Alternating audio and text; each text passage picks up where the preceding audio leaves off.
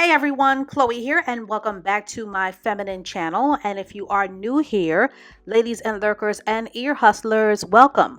So, I wanted to make a video not only to talk about this very cringy and unfortunate cautionary tale with social media relationship influencer Derrick Jaxn, but I also wanted to talk about influencer culture in general and about the feminine importance of using the spirit of discernment when it comes to your life and all of its potential.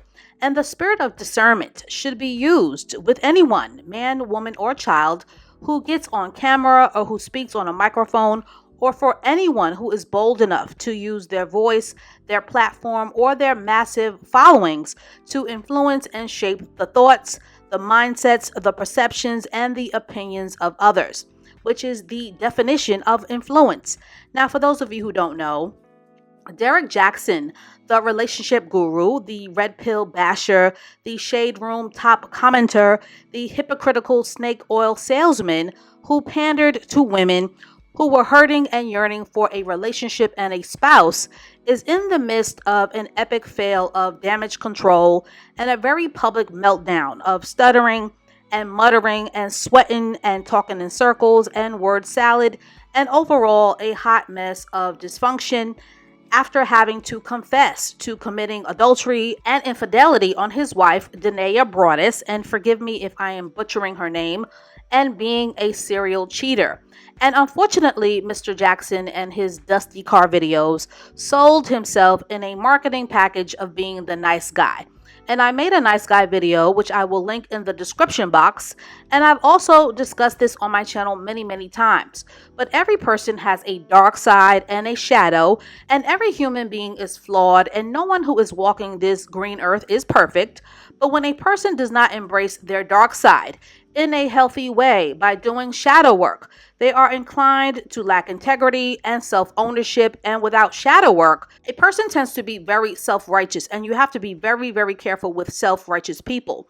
They tend to be very pompous, finger-wagging, performative, deflective, sanctimonious, opinionated, without solutions, and will usually have a closet full of hypocritical skeletons because they are working overtime to not only hide their flaws, but to hide their shame, and they are trying to package themselves as elevated and all-knowing primarily for the purpose of deception and exploitation.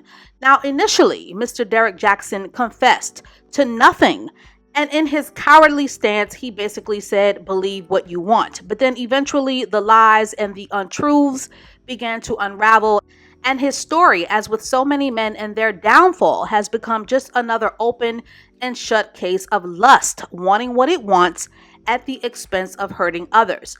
And ladies and ear hustlers who are tuning in, I will be sharing my strong thoughts about Mr. Jaxn after my commentary. But I think that this situation makes for a great cautionary tale on the feminine importance of using the spirit of discernment so that your traumas and your insecurities are not used against you.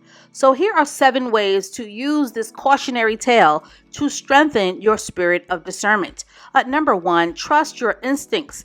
As a woman, and I have always discussed this on my channel, and I will continue to do so, it is very important for a feminine woman to learn how to trust herself by having a relationship with her instincts and her intuition, as that is not only the best way to make yourself the prize, but it is also the best way to learn how to trust yourself before you put your whole identity and your trust in others. When women don't trust themselves or don't like themselves, they tend to over-rely on the thoughts and opinions of others, which can lead to brainwashing, worshiping, and putting others on a pedestal. When in truth, a woman should always do the work of putting herself on a feminine pedestal, as opposed to waiting for Prince Charming to come to the rescue. Number 2, discernment is very important for filtering out the snakes, the frauds, the opportunists, the deceptive hustlers, and the bandwagoners who seek to exploit and weaponize your hurt, your anger, your loneliness, your frustrations, your bitterness, your traumas in a way that will create for you a vacuum of stuckness. The end game of being influenced by others should be growth, evolution, and not being the same human being that you were 5, 3, or even 6 months ago. Number 3, Beware of pandering. Pandering is a very lucrative and effective hustle that is used to flatter and to stroke the collective egos of women for exploitation and profit. And some feathers may be ruffled to hear this, but Derrick Jaxn, character wise, is most certainly a panderer, and he is definitely the kind of man who made a career from telling women what they want to hear, which is always magic and music to a woman's ego. Flattery has always been a fast-tracked, disarming shortcut that is used to gain a woman's trust. There are a lot of red pill maniacs, Steve Harvey wannabes, and disgruntled misandrist women who weaponize and exploit the very lucrative demographic of the black woman's pain, her hurt, her anger, her loneliness, her singleness, her grudges, her resentments, and her frustrations for profit. And it is all ego on both sides. Number 4, be aware of the wild swinging pendulum. Always be mindful of the influencer that swings it too far to the left or too far to the right. There are lots of poisonous, maniacal, tacky, egotistical, and manipulative voices out there who speak irrationally or who speak in absolutes and extremes. In Derrick Jaxn's case, he catered and pandered to the black woman's collective unhealed ego, particularly single women and single mothers, due to their external search and longing for validation. But there's also the other spectrum, which degrades women for clickbait and likes, using wholesale humiliation, degradation, and devaluation for profit, which is just as equally dangerous, destructive, and harmful. Number 5, be aware of being male identified. Too many women see men as the coveted prize, when in truth, the sperm will always chase the egg. When it comes to male gurus, many women tend to overly trust and give the thoughts and opinions of men the benefit of the doubt way easier than they will women, especially when they are hungry for masculinity in their own lives, namely the protection and the influence of a father, a partner, a brother, or a husband. This is the number one reason why women tend to latch onto male pastors. But ladies, a man could never teach you the intricacies of being a feminine woman and the work that it involves. And a woman could never, ever teach a man how to be a masculine man. Number 6, beware of the Messiah complex. These are people who, as my grandma would say, just be talking to hear themselves talk. These are people who browbeat circular conversations, who rehash or remix your frustrations, and who talk about the same topics over and over and over again without solution, and or who weaponize your resentments and your rage, all so that they can be worshipped without little regard for your best interests. These kinds of influencers are more supercharged by their egos and keeping you stuck than they are in actually helping you to grow and evolve. And number 7, an influencer's endgame and motive should always be questioned, including my own. I will always be the kind of influencer who will empower you to do your own research and to think for yourself, as I have no interest in running my feminine platform as an echo chamber, a dictatorship, or a one-size-fits-all band-aid that lumps all black women in together. My goal on this platform has always been to inspire, invigorate, to share insight, a bit of humor, and more importantly, to inspire women, particularly black women, to grow into their full feminine potential, as it pains me to see women dig their heels or continue to dig their heels or to build a McMansion in their hurt by being the same woman at 50, 45, and 35 that they were at 26 or 23 or even 19. An influencer who exploits your anger, your shame, or your loneliness for profit, or who tells you what you want to hear without ever mentioning the core principles of real change, your habits, looking into your own mirror, your maturity, evolving, personal growth, reading, seeking therapy, losing weight, is someone that you should always give the side eye.